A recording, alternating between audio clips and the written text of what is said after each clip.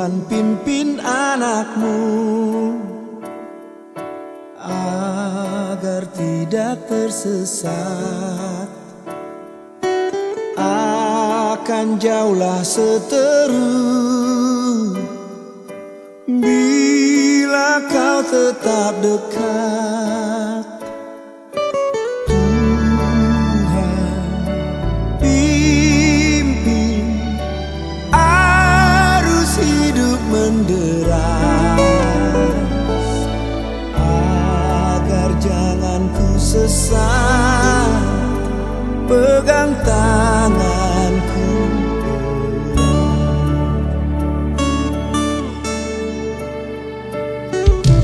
Hanya di kau sajalah perlindungan yang teguh bila hidup menekan. Kau harapanku penuh. Tuhan pimpin arus hidup menderas, agar jangan ku sesat, pegang tanganku erat.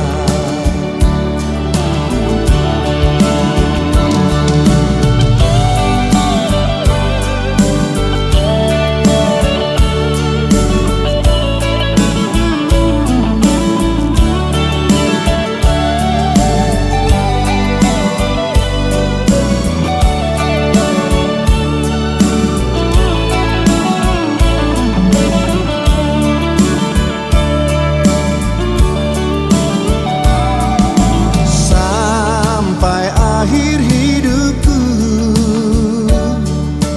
Tuhan pimpinku terus. Kelak ku puji ku sembah, Kau Tuhanku penebus. Tuhan pimpin arus hidup menderas, agar jangan ku sesat, pegang tanganku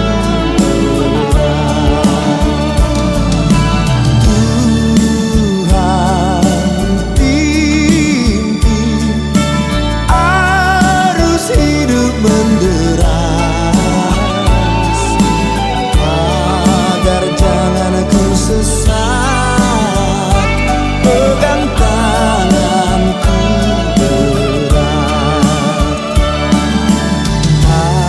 Agar jangan ku sesat, pegang tanganku erat.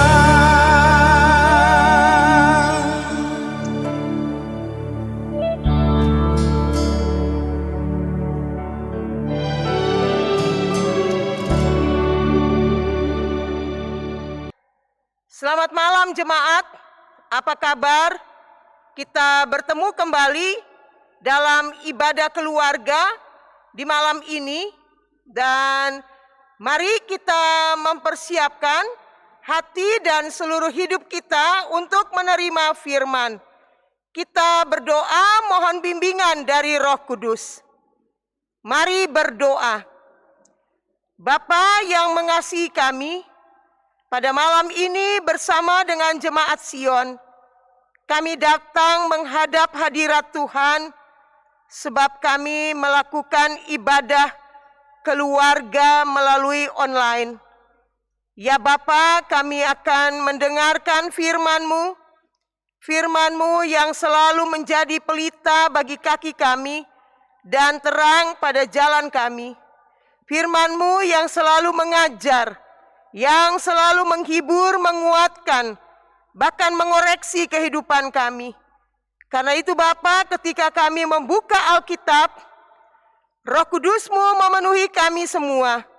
Bukakanlah pengertian kami, supaya kami dapat mengambil makna firman ini untuk hidup beriman kami setiap hari, secara khusus di dalam keluarga-keluarga kami. Karena itu Bapa, diamkanlah semua suara, hanya Roh Kudus yang berbicara. Lalu Tuhan bersabda kepada kami semua, sebab kami semua sedia mendengarkannya. Demi Kristus yang adalah firman yang hidup, kami berdoa kepada Bapa di surga. Amin.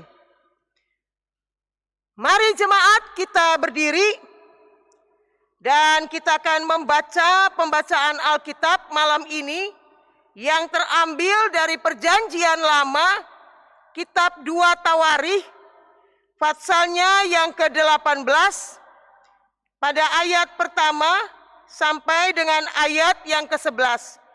2 Tawarikh patsal yang ke-18 pada ayat pertama sampai dengan ayat yang ke-11. Yang berbunyi demikian. Ahab memerangi Ramot Gilead. Nabi Tuhan berhadapan dengan nabi-nabi palsu. Ketika Yosafat kaya dan sangat terhormat, ia menjadi besannya Ahab. Beberapa tahun kemudian, pergilah ia kepada Ahab di Samaria. Ahab menyembelih banyak kambing domba dan lembu sapi untuk dia dan rombongannya, dan mengajaknya untuk menyerang Ramot Gilead. Berkatalah Ahab, Raja Israel, kepada Yosafat, Raja Yehuda, maukah engkau pergi ke Ramot Gilead bersama-sama aku? Jawabnya kepadanya, kita sama-sama, aku dan engkau, rakyatmu dan rakyatku. Aku akan bersama-sama engkau di dalam perang. Tetapi Yosafat berkata kepada Raja Israel, baiklah, tanyakan dahulu firman Tuhan. Lalu Raja Israel mengumpulkan para nabi, 400 orang banyaknya. Kemudian bertanyalah ia kepada mereka, apakah kami boleh pergi berperang melawan Ramot Gilead, atau aku membatalkannya? Jawab mereka, majulah, Allah akan menyerahkannya ke dalam tangan raja. Tetapi Yosafat bertanya, tidak adakah lagi di sini seorang nabi Tuhan, supaya dengan perantaraannya kita dapat meminta petunjuk?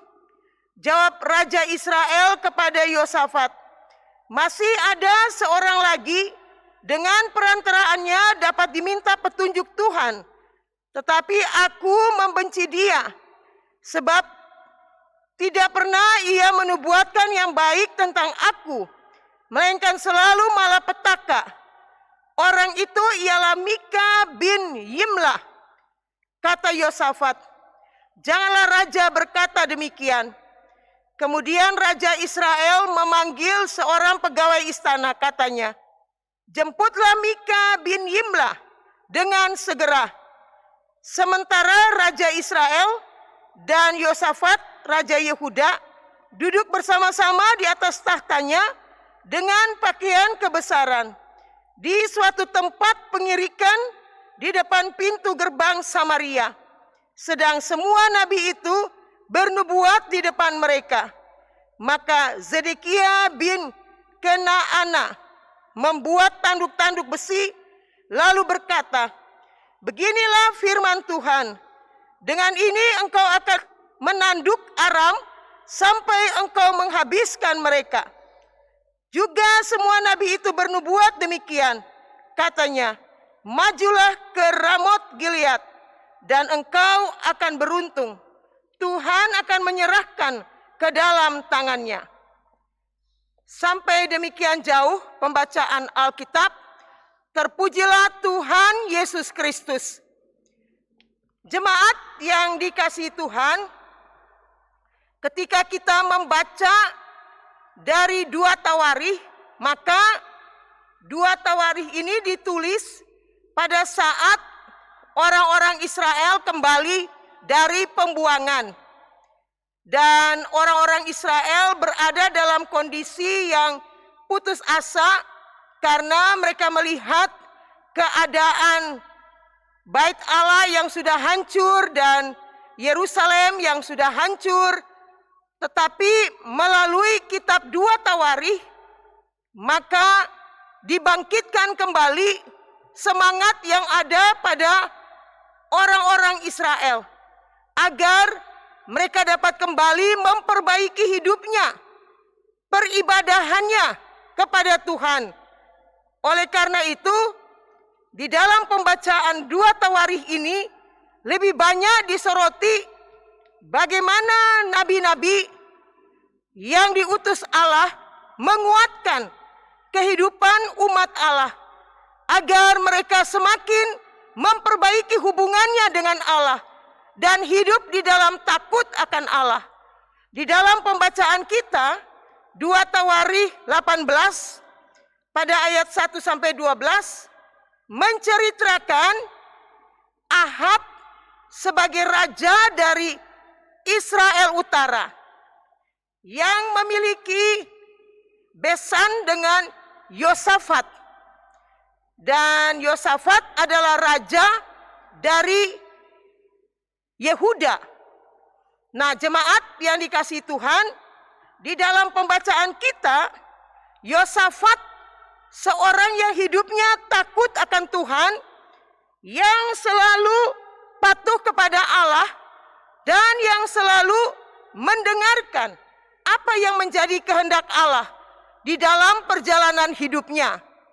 Karena itu, walaupun dia sebagai seorang yang kaya, memiliki kekuatan militernya yang luar biasa kuat, karena kalau kita baca di dalam Fatsal 17 pada ayat 14 sampai 19, maka dia memiliki pasukan 780.000 orang.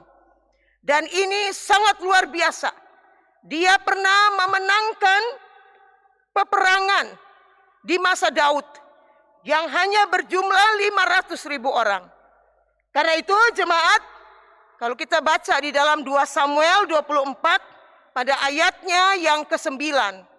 Dan karena itulah Raja Ahab dari Israel Utara ingin sekali bekerja sama dengan besannya Yosafat agar mereka berdua dapat sama-sama membangun kekuatan yang dapat memerangi kerajaan Aram, sehingga kota Ramot Gilead yang adalah kota kunci perdagangan yang ada di Israel Utara dapat direbut kembali. Nah, jemaat yang dikasihi Tuhan, Yosafat mau-mau saja untuk bergabung dengan Raja Ahab. Tetapi ia minta supaya ada nabi-nabi yang diutus Allah untuk dapat menyampaikan sesuatu yang menguatkan mereka bahwa apakah mereka bisa pergi ataukah tidak. Dan jemaat yang dikasihi Tuhan, dari kerajaan Israel Utara mereka membawa nabi-nabi yang berjumlah 400. Dan nabi-nabi ini mereka sangat mendukung tindakan daripada Ahab. Mereka tidak pernah memprotes tindakan Ahab. Sementara ada salah satu nabi, yaitu Nabi Mika. Dia selalu berseberangan dengan Raja Ahab. Dan dia selalu kritis terhadap setiap tindakan yang dilakukan oleh Raja Ahab. Karena itu Raja Ahab sangat membencinya. Tetapi di dalam pembacaan kita, Yosafat mau supaya nabi-nabi ini semuanya harus memberikan pandangan. Apakah mereka diizinkan Tuhan untuk pergi berperang bersama ataukah tidak? Dan jemaat yang dikasihi Tuhan, di saat itulah Zedekia mewakili nabi-nabi mengatakan kepada Raja Ahab dan kepada Raja Yosafat bahwa Tuhan mengizinkan mereka berdua untuk harus pergi berperang. Sebab Tuhan yang akan menyerahkan kota Ramot Gilead kembali ke dalam tangan kerajaan utara. Karena itu jemaat, di dalam pembacaan ini kita belajar memiliki sikap seperti Yosafat, bahwa kita selalu mau mengandalkan Tuhan, tidak mengandalkan kekuatan diri sendiri. Kita mau selalu melakukan kehendak Tuhan, mendengarkan para nabi, orang-orang yang Tuhan pakai sebagai pelayan-pelayan untuk mengarahkan pikiran-pikiran yang sesuai dengan apa yang Allah kehendaki. Dan itu dilakukan oleh nabi-nabi yang ada dari kerajaan Israel Utara dan dari Nabi Mika sendiri yang dipakai untuk menyampaikan pesan-pesan Allah. Dan jemaat yang dikasihi Tuhan, akhirnya mereka pergi dan berperang. Dan apa yang dinubuatkan oleh nabi-nabi itu terjadi, bahwa Ramot Gilead boleh menjadi milik dari kerajaan Israel Utara. Nah, jemaat yang dikasihi Tuhan, apa firman ini bagi kita semua ketika kita mendengarkan firman ini? Kita belajar dari Yosafat. Mentaati kehendak Tuhan adalah hal yang utama. Sebab kita semua tidak pernah tahu apa yang terjadi di depan kita. Tapi kita belajar menjadi seorang yang patuh. Kita belajar menjadi seorang yang selalu memelihara hidup baik dengan Tuhan. Hubungan yang erat dengan Tuhan. Sehingga Tuhan selalu memberikan apa yang bermanfaat dalam hidup kita. Sama seperti Yosafat. Bukan karena dia kuat, bukan karena dia memiliki kekuatan militer yang hebat, bukan. Tapi karena hatinya yang takut akan Tuhan. Hatinya yang selalu mau melakukan kehendak Tuhan. Ini sebuah ketaatan. Karena itu jemaat, di masa pandemi ini, ketika kita mengalami banyak hal yang sulit, baik itu di tengah-tengah kehidupan, kebutuhan hidup sehari-hari, maupun juga di tengah-tengah menghadapi pekerjaan yang terancam dan anak-anak yang masih sekolah juga secara online. Ini masa yang sulit, tetapi bukan berarti kita bisa melakukan segala sesuatu menurut apa yang kita mau, menurut kekuatan sendiri. Tapi kita selalu harus datang di dalam doa, menyerahkan perjalanan hidup kita yang sulit ini kepada Tuhan. Tuhan yang akan berperang untuk kita. Kita tetap tenang, kita tetap melakukan kehendak-Nya. Maka hidup yang sulit ini akan diatasi Tuhan di dalam kuasa-Nya yang ajaib. Kita harus selalu percaya Tuhan tidak pernah tinggalkan kita. Dia mendengarkan setiap doa kita. Dan dia selalu bertindak menyelamatkan kita. Asalkan kita selalu hidup mengandalkan Tuhan dan melakukan kehendak-Nya. Dengan demikian, hidup yang sulit seperti apapun bisa teratasi bersama dengan Tuhan. Terpujilah Tuhan Yesus. Amin.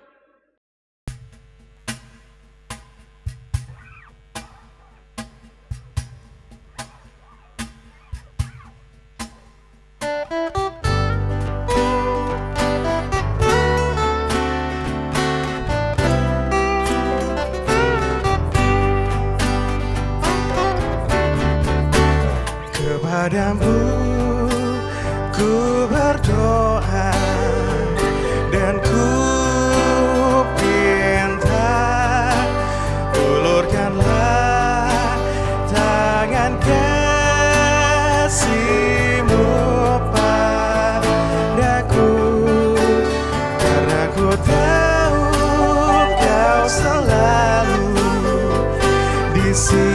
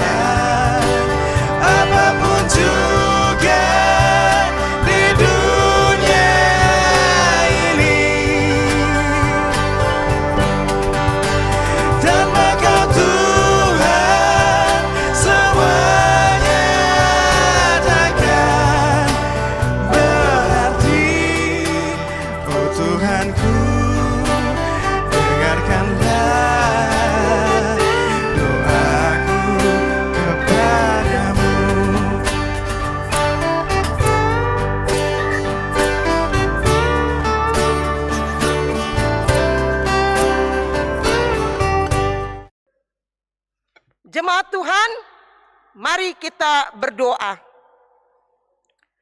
Bapa yang mengasihi kami, di malam ini kami datang kepadamu.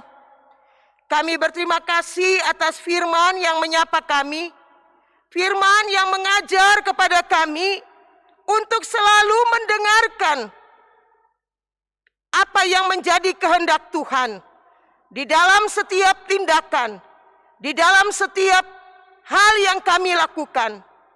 Kami menyadari Tuhan, kadang kami mengandalkan kekuatan diri kami, dan karena itu kami banyak menjadi kecewa. Kami banyak mengalami kegagalan. Ya Bapa, jadikan kami anak-anak yang selalu sabar menantikan kehendak Tuhan. Jadikan kami anak-anak yang selalu bertanya kepada Tuhan, apa yang baik yang Tuhan kehendaki, agar kami tidak salah melangkah di tengah kami mengatasi berbagai hal di dalam hidup kami. Karena itu Bapa, kami berterima kasih atas firman yang sudah kami dengar.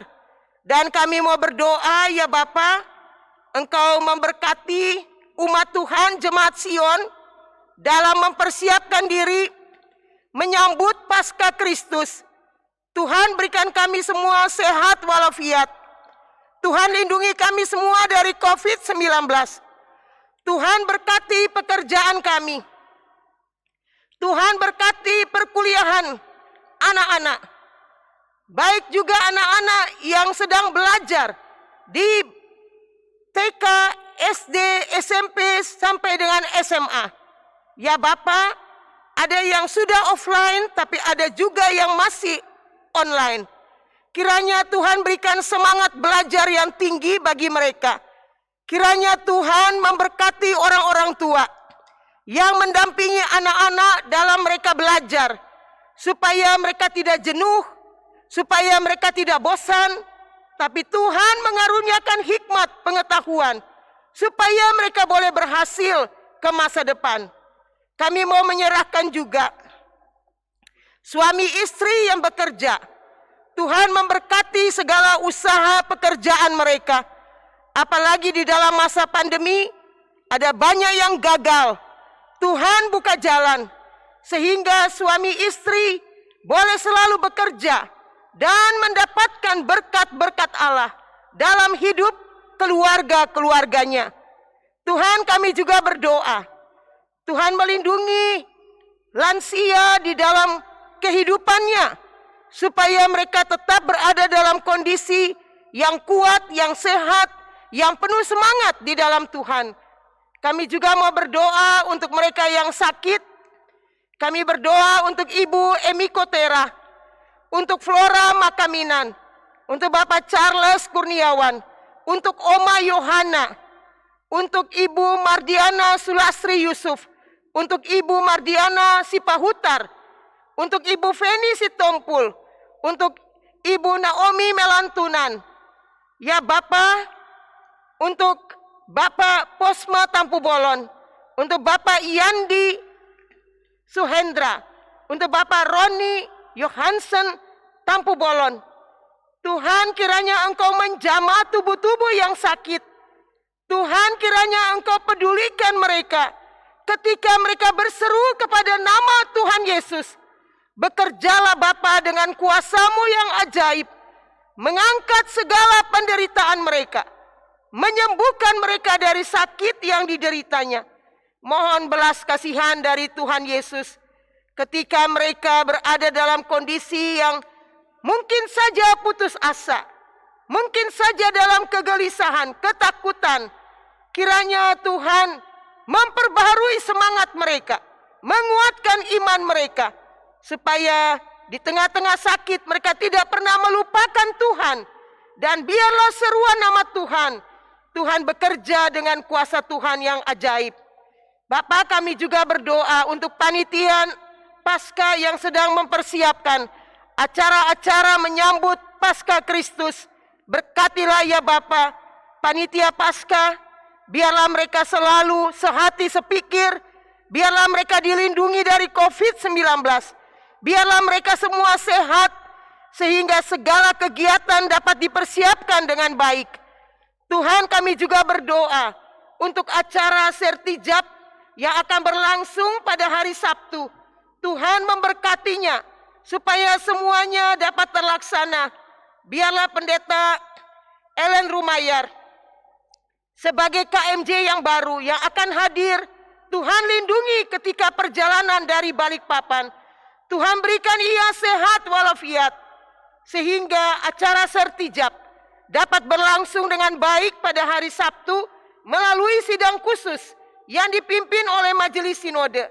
Tuhan memberkati juga tanggal 27, di mana ada penyambutan pendeta KMJ yang baru. Ya Bapa, biarlah semua jemaat dapat bersukacita menyambut pendeta yang baru. Biarlah presbiter, komisi, pengurus-pengurus pelkat, semuanya dapat dengan sukacita menyambut pendeta yang baru. Dan biarlah semuanya bisa bekerja sama, sehati sepikir. Mari Bapak, kami menyerahkan seluruh kegiatan pelayanan di dalam Jemaat Sion ke dalam tangan kasih Bapa. Ya Bapa, inilah doa kami yang kami naikkan di dalam nama Tuhan Yesus Kristus yang mengajar kita semua berdoa. Bapa kami yang ada di surga, dikuduskanlah namamu, datanglah kerajaanmu, jadilah kehendakmu di bumi seperti di surga. Berilah kami pada hari ini makanan kami yang secukupnya, dan ampunilah kami akan kesalahan kami, seperti kami juga mengampuni orang yang bersalah kepada kami. Dan janganlah membawa kami ke dalam pencobaan, tapi lepaskanlah kami daripada yang jahat. Karena Engkau-lah yang punya kerajaan dan kuasa dan kemuliaan sampai selama-lamanya. Amin. Arahkanlah hati dan pikiranmu kepada Tuhan dan terimalah berkat-Nya. Anugerah Tuhan Yesus Kristus, pengasihan Allah Bapa, persekutuan di dalam kuasa Roh Kudus, memberkati jemaat Tuhan yang ada di rumah-rumah masing-masing, memberkati para pelayan Tuhan, para presbiter di Jemaat Sion, hari ini kekal selama-lamanya. Amin.